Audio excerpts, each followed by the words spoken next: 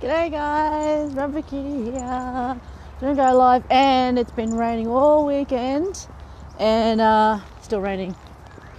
Lots of rain, and some out west for the farmers, which is a good thing. Needs more rain out there though. Help them out. Anyway, mentors in BDSM. Well, mentors. A lot of people have different thoughts on mentors, and a lot of people, particularly in the BDSM world, go around and asking people to be their mentors. And I was listening to a podcast, and they said basically you can't really ask someone to be your mentor. It's a very, well, you don't even ask lightly. You never take on a mentee lightly either, because there's a lot of responsibility when you're teaching somebody a lot of things.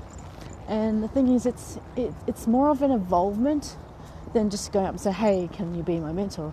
It's more of like, you meet someone, they specialize in something, you kind of talk to them, you exchange ideas, and they teach you a few things, and then next thing you know, you have a mentor. It's kind of like not being an apprentice or something like that. I think they get confused. Being a mentor is a lot of responsibility. They're kind of like your ward, I would say. You take responsibility for what they learn, what they do, or you feel like morally or ethically obligated when they do things, particularly under your tutelage. And one of the things that struck me was when he said, he thanked this guy saying, I'm glad you are my mentor. And he says, well, you know what, thank you, I'm glad you're mine as well. So it sort of highlights the fact that it's an exchange of information. So not only is someone teaching you something and improving your life and expanding your mind, but you're also doing it to them as well, because you come in with a fresh perspective, and you expose them to a lot of things from your own circle, as well as you're being exposed to things from their circle.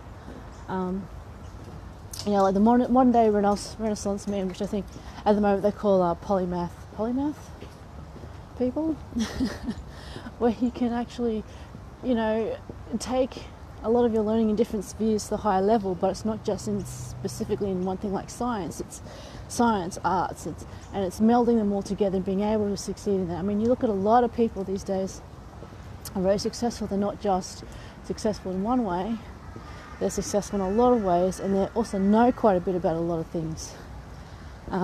Or they also know how to talk with people who know quite a lot about a lot of things. In an example, CEOs, they don't know everything to do with everything in a company, but they know how to talk and know enough about it to be able to talk with people that do know. And they command respect of those people that they know have the knowledge and the ability to be able to do things, and they're able to coordinate and get a lot of different people from different backgrounds to work together.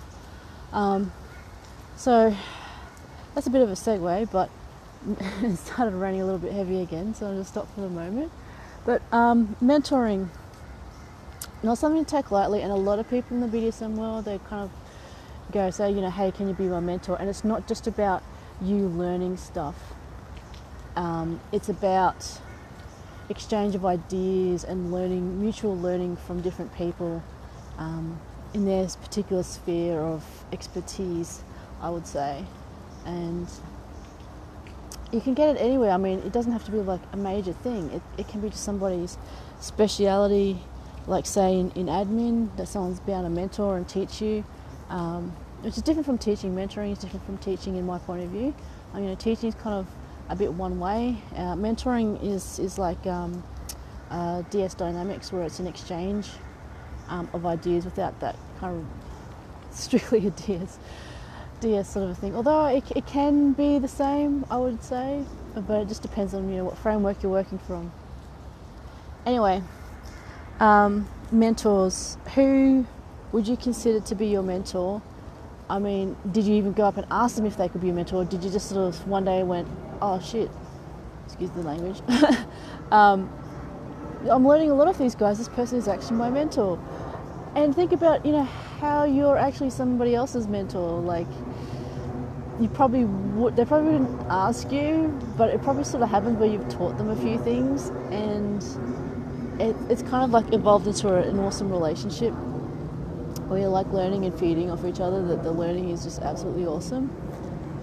I witnessed some of that on the weekend with like two people, doing something, and I've always liked watching them do their thing, and just the connection that they have, the mutual sort of communication and that when they're doing their thing, it's pretty awesome.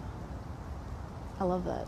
I love watching people work like that, working together, teamwork, just the flow and the energy of ideas and the excitement. It's pretty awesome. Anyway, mentors, who you have, who you might be a mentor to, what being a mentor means to you, what sort of things that you have learnt from them and are learning.